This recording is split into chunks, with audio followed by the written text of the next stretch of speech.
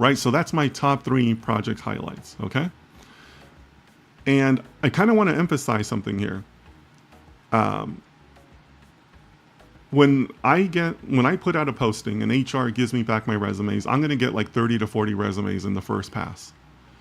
Or when I go to like a career fair at like a large university, where like the kids come and there's like different tables from each employer and stuff, like a career fair, right?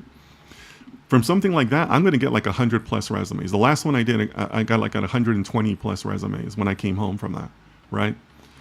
So for me, this might be all I read from your resume, right? So a hiring manager, this is it. They might stop right here. This should be enough, right? We're only a third of the page, but you should be giving enough information where somebody is going to say, yes, let's go ahead and call this person, or no, that I don't want to talk to this person, right? And I have so many resumes to go through that this might be enough information for me to make a decision on, right?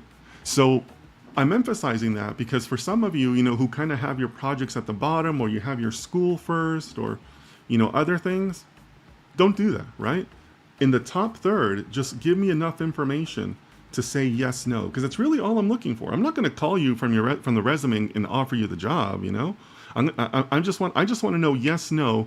Do I want to interview this person, right?